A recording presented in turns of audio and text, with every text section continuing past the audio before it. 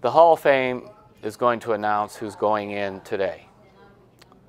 And here's a couple things. By the way, number one, congratulations to Sheldon Oker from the Akron Beacon-Journal. He's going into the media wing of the Baseball Hall of Fame. Sheldon and I go way back to like 1980.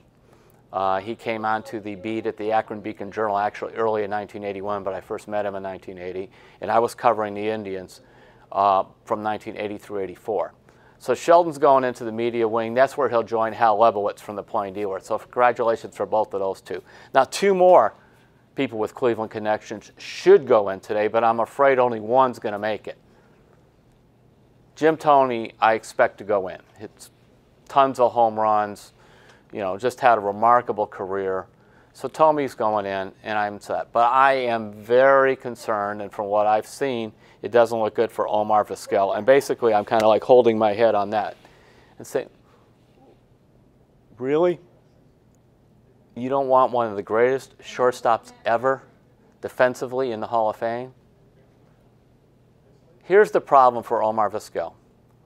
Played most of his career in Seattle, Cleveland, and then towards the end in San Francisco.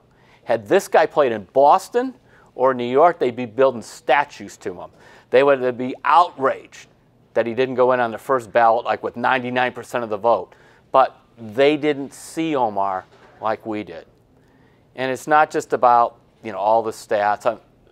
I mean, I could roll out all the gold gloves, but Omar passed the eye test.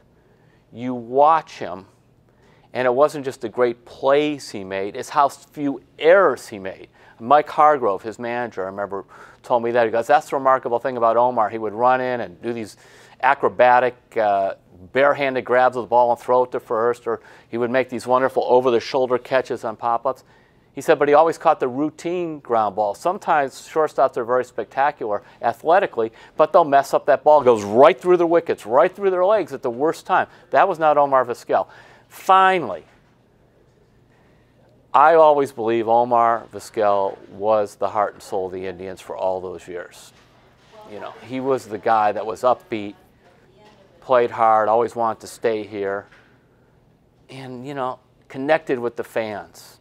I mean, this guy from Venezuela, you know, just totally immersed himself in the culture of Cleveland. So, Hall of Fame voters, I hope I'm wrong, but I'm afraid you're leaving Omar out, and that is a real travesty when it comes to Hall of Fame voting.